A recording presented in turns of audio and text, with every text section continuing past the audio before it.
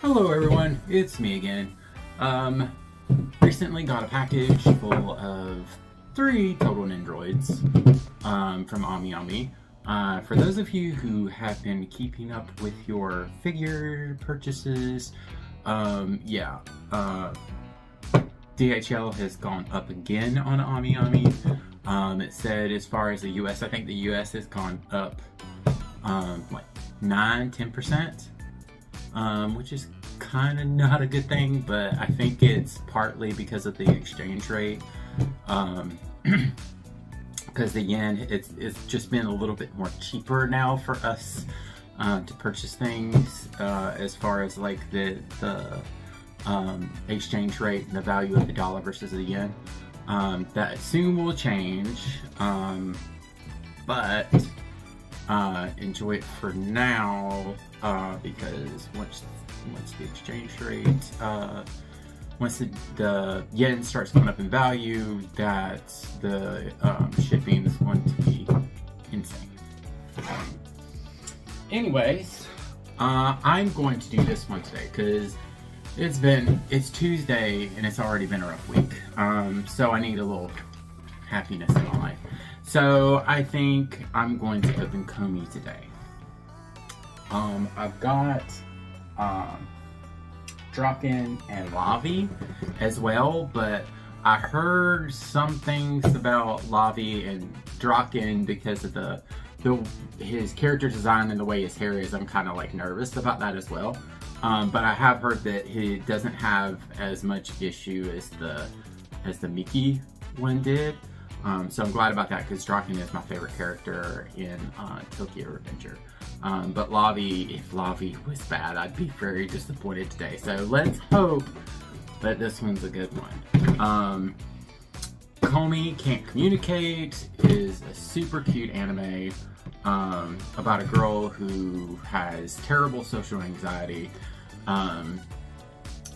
Real soft-spoken, if at all, does a lot of communicating through text and through writing on notes, as you will see, but she's very beautiful, so people will kind of get the wrong idea sometimes about her, but great character, great anime, really like it. I started getting back into it because I stopped after season 1 and I was like, oh, season 2 is on Netflix, so I started watching season 2 again, and that's when I got excited for the nendoroid. I was like, I'm getting her.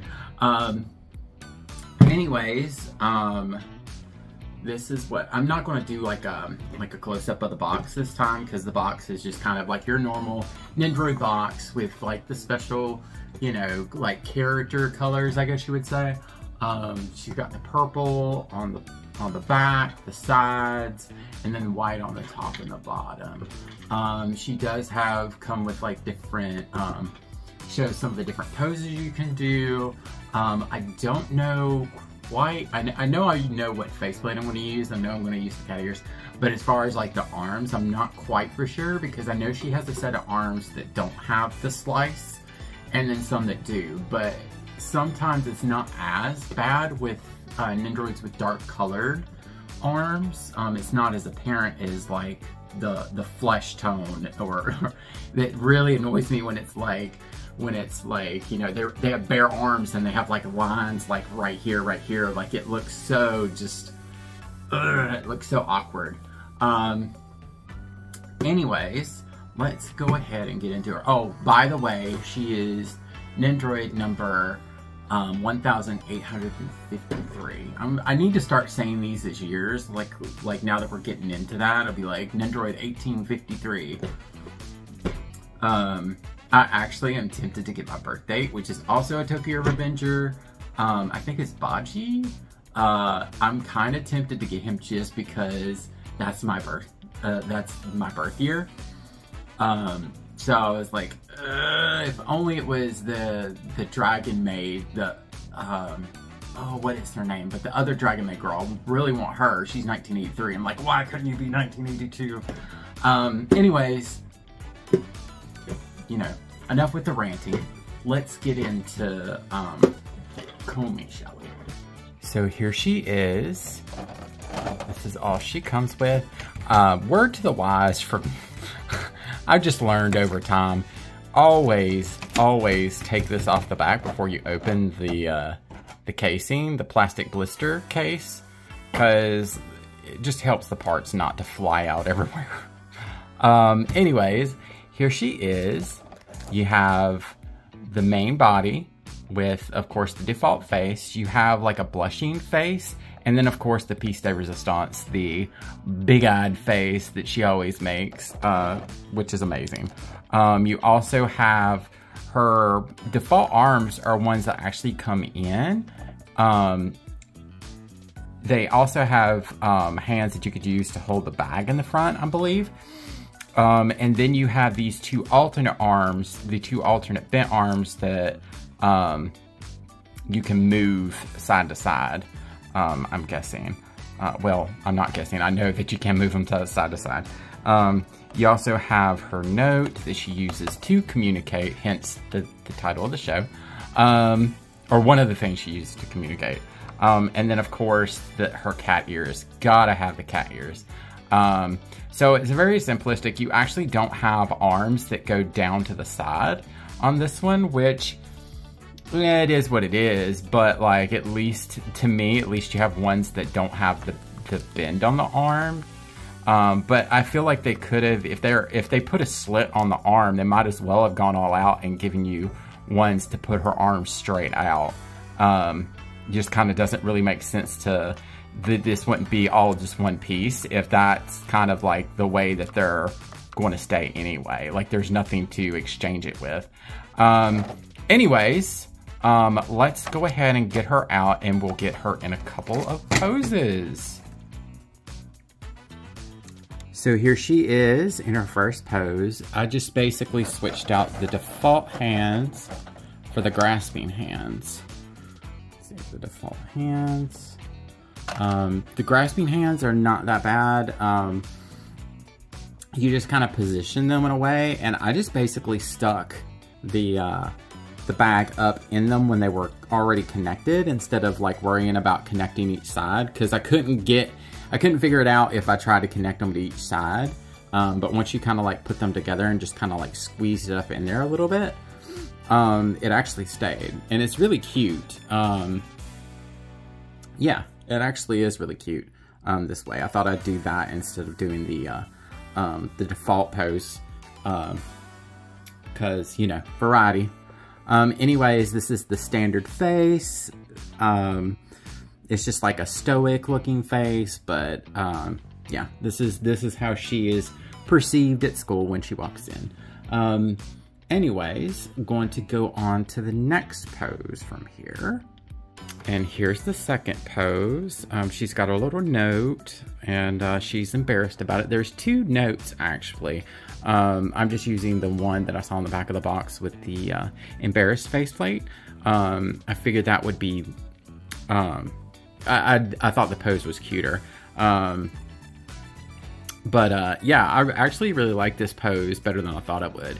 I'm still going to do the zany pose, because, I mean, why else would you buy this nendoroid if it wasn't for the cute wide-eyed faceplate.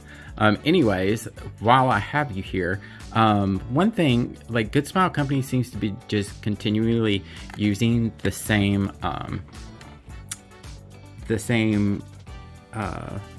base arm, which normally isn't bad, but like when you have hair like hers, which it doesn't really go far back, it can become a little cumbersome, as like getting her in and out when you're doing different poses. And two, like, she would not be one that you'd buy a special base for, because I know Good Smile has like the heart bases and stuff, but she barely fits on that square. You could try to flip it and put it between the legs, but I just feel like that would make it harder for her to sit. But as you can see, she takes up like the majority of the standard base. But yeah. Anyways, this is the embarrassed pose. I'm gonna go ahead and put her in her final pose. And the final pose for the evening is the piece de resistance right here, folks. That face. That Komi signature face and the cat ears. Now the cat ears are specific for her nendoroid because of her unique hairstyle. The little tabs that go in, this one is like a normal tab, where this one has like half of a tab, and you kind of angle it in with her inner part.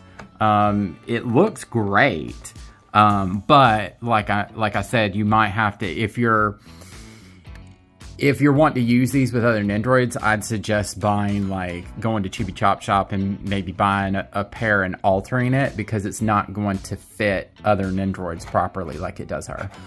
I forgot to say, I actually really love her hair sculpt is very unique because of the show, and her, I really love the shading they did on her.